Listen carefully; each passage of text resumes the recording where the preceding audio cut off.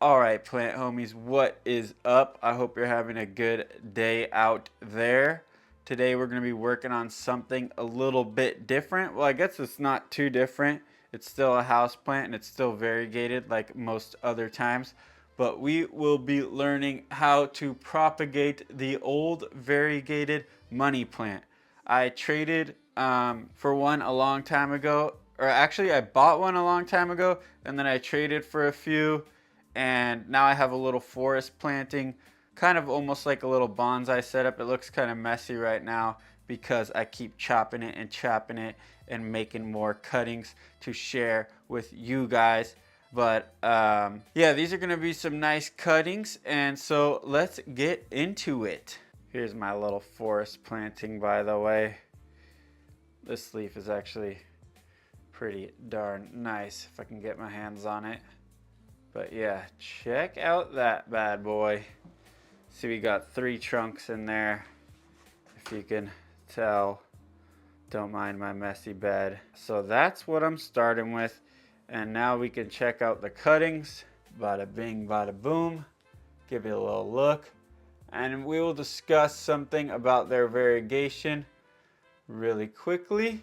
But yeah, there's a nice little look at what they look like. And here's a little peek at their roots. It's a little messy. I definitely need to clean it out, but now they're getting planted. So yeah, I guess it will get clean. But over here, this like super chunky stuff, that's just callus. These long, skinny, noodly guys are the roots. So this will probably just wash off in the sink. So I think there's 2 in there. I sold one before I even planted it up. So we'll talk a little bit about the variegation and the soil and get them planted up. You can see the soil I use for these guys is a super nice, chunky, sandy, wandy soil. I don't like to use regular garden soil.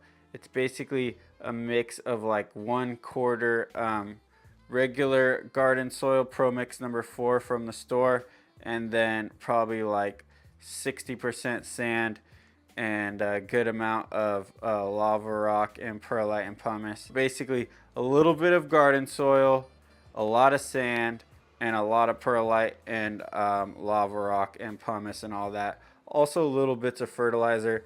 You can see I do use the little Osmocote pellets in there, and I do use liquid fertilizer as well. All right, but first things first here, let's talk about the variegation. You can see these older leaves have barely any variegation on them, and then the newer leaves are super duper variegated. So I figured out these are kind of like white monsters. When you cut them, they come back super variegated, and then they kind of start to fade down. You can see, let's see here. So here is a stem. So you can see this one's super white, and then it gets a little more green in it, and then it gets even more green in it, and they just keep turning more and more and more green. So yeah, super white, a little bit of more green, and then the newest leaf has a lot more green. So when you want the variegation to come back, you just give it a nice little choppy chop, and you'll get some nice white variegation back into it. Here's some of the old cuts I made, so you can see here's an old cut, and then here's the new stem coming out, and you can see lots of variegation. And then you can see below that the old leaf, almost no variegation. Same thing with over here, but I guess there's no old leaves left on this bad boy, I don't think. But you can see the old cut hiding back there, and there's another cut on top. And then I think this one has new growth on it, so it's a little bit hard to see. Let me see if I can get it to focus a little bit better. All right, so there is the new growth popping out right at the tip of my finger.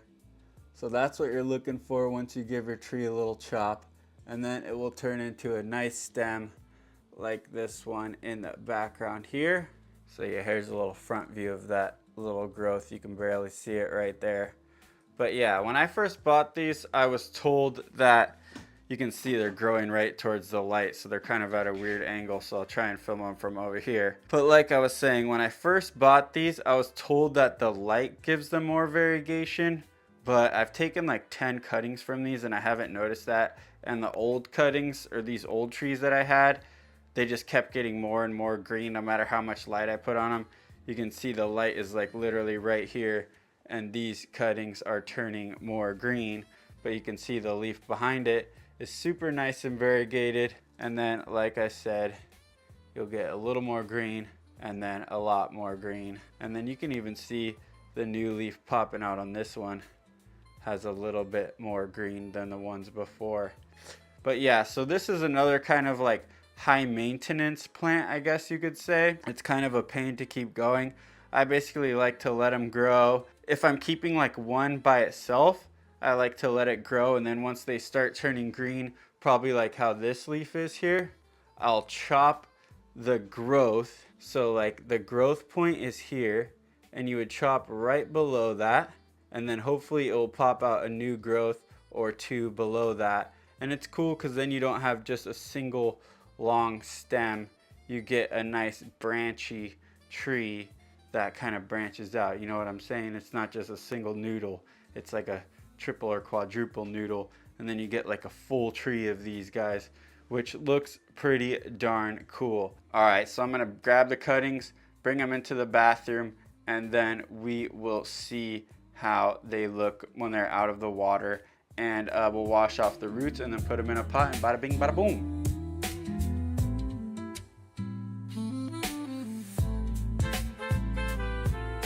Now that we got them into the bathroom, we're gonna wash those little roots off.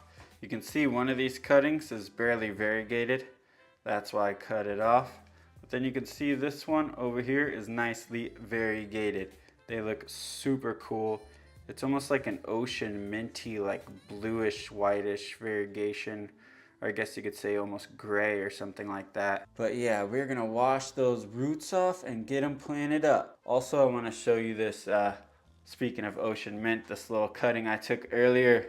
Check out this top cut. I just cut my ocean mint a little bit earlier. I sprayed them with bug spray, so I'll leave them in the shower till that kind of dries off. But look at the variegation on this monstera. If you live in Southern California and you're looking for one of these guys, hit me up because this is for sale. I'll probably also have this single leaf cut here for a good deal. And then there is my little butt cut. I bought this as an ocean mint contorta, and you can see the leaf shape is a little contorted, and you can totally tell on the smaller leaves for sure. Look at that little twisty bad boy. But yeah, I just sell it as a regular ocean mint. I don't know if the contorta part's a real thing, but I just love the variegation on these guys. It's just like the money tree. See this little grayish bluish variegation in there? It's so pretty.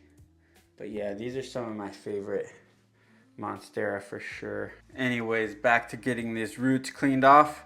I'm gonna pull them out of here, rinse off the roots and clean off the callus. I'll give you guys a little before glimpse, or I guess I gave you a little before glimpse, but we'll give you another one and then we will get to it. If I can get these guys untwisted, you know what I'm talking about? So yeah, this stuff is the callus I was talking about. See, that just comes right off. So we'll rinse that off, get it cleaned. But these are the beautiful roots, and that's about all you need to plant it up. The other one has even less, but it should be a-okay.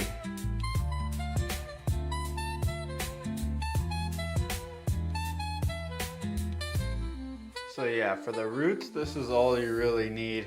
You can see there's a couple of roots forming down here, and then there's one that has a little secondary rootage popping out. Usually what I tell people who are just getting into plants or just starting is if you're water propagating, you want your roots to come out, and then you want a little root with secondary branching. So I tell them, once your root has roots, just like how this one is, once the root has roots, then it's ready for soil. But honestly, you can just skip the whole water propagation part and stick it right into soil if you know what you're doing. I just do this because it's a little bit easier to just let sit and chill. But yeah, this is that other cutting I was talking about with a little less variegation. But like I said, if you cut the growth point, so if you cut it here, then it will come back with nice variegation just like the other cutting. Just have to give it a little choppy chop. So let's get these bad boys planted up. Now for these guys, I chose these little white pots. I don't know why, they just kind of remind me of like little nursery pots. And sometimes I sell some plants to the little greenhouse near my house, so I figured I might as well let them see if they want to take it, or I'll just post it online. I'm not sure yet, but either way, these work just great. You can see they have some nice drainage in there. But yeah, the first step I'll do is fill the bottom of the pot with some mineral-like substance like perlite or pumice. So I'll put a little scoop in there so the dirt doesn't wash through the bottom. And then I'll fill them with soil right behind that. So let me get started on that. Let me give you a little glimpse of the soil I'm using just so you can get an idea. But like I said, it's mainly sand, a little perlite and pumice, and then a tiny bit of dirt. Probably like 20 to 30% soil, which is like the Pro Mix number 4 from Home Depot, just like peat moss. So I'll mix like 20 to 30% peat moss, like 50% sand, and then probably the other like 20 to 30% perlite and pumice. I like to put some more chunky pumice or perlite in there just to create a little more airflow or whatnot. But yeah, let me show you what that looks like. So yeah, this is the soil that I'm about to use. You can see it's basically all sand. You can't really see the, I guess you can see a little bit right here. Can't really see the peat moss in there. But yeah, I like a super sandy, rocky soil for these guys. Gives it nice aeration, nice drainage, and you can water them as much as you want. And it still retains moisture as well.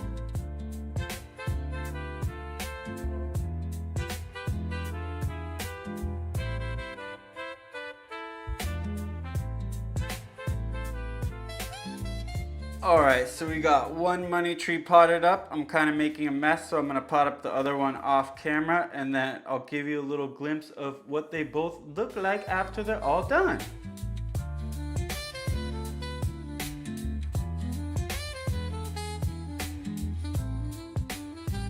So basically, all I did was plant them up. You saw the soil. You saw how I did it. The only thing I didn't really show was a little support stick. I like to add a support stick with these guys when they don't have as much roots, pretty much for any plant, but since I plant these guys with not too many roots, I like to add a little support stick just so they don't wiggle around in the pot, because I don't want to worry about damaging the root, so this kind of helps that. They don't wiggle around as much and the root isn't as likely to break. I hope that makes sense. But yeah, the little support stick is not just to keep the plant standing up, it's to keep the roots nice and safe. I'll give you a little close-up of that though. So yeah, here's the little support stick. It's just a little bamboo stick that I stick. It goes all the way to the bottom so it's nice and sturdy, as you can see there. And that just holds the plant upright so the roots don't wiggle around in the pot and accidentally break off. But yeah, there's one of the cuttings all done. And now we will cut the mother tree and put the fresh cutting in water. Alright, so it is important that we clean out the jar or whatever that you're going to grow the roots in your next cutting in, because you don't want a very dirty jar that might just give the fresh cutting some diseases or fungus or bacteria or anything, and it might start rotting the new cutting. So we're going to empty out the water and then spray it with a little 90% alcohol, wipe it down, and then rinse it out, and it will be good to go. So we sprayed the vase down with 99% alcohol, wiped it out, dried it off, take the sticker off from the last cuttings that said the date, and those were cut on October 1st, and today is December 3rd or 4th or 5th. I can't remember, to be honest. So yeah, you do the math. It's about 2 months until those were ready, from cutting until potting them up. I really just used distilled water. I cut them, put some distilled water, place in the cutting, or vice versa, and just let them sit, and eventually they are ready to go. So let's do that last step. So like I was saying before, you want to make sure that jar or vase or whatever you're water propagating your plant in is nice and clean, because you don't want this stem to rot. I've had pretty good success, obviously, actually like 100% success with these guys. So I don't know if it matters too much. Like I've said before, the algae isn't that big of a deal, but I like to start with a nice clean vase. So here is the cutting we're gonna take. I usually wait until they're about probably 6 to 8 inches. You can see it next to my hand. It probably is just about 6 inches. You can do them a little shorter. I think the other one was probably like 4 to 5 inches, the less variegated one that I showed. So you can see it's growing out of the stem here. So we'll just make the cut right there where it's popping out, and we will put it in water and go from there. Got my scissors nice and clean, and now we are just gonna chop it at the base like I was talking about. Boom. So there we have the fresh cutting. You can see there's some new leaves coming out. I've never really had a problem with the new leaves getting messed up when I cut it. The last two that I showed you both had new leaves coming out when I cut it, so they should be just a-okay. But let me get a better view of where I cut it, and we'll put it in some water and end the video. Alright, so there's the cut end.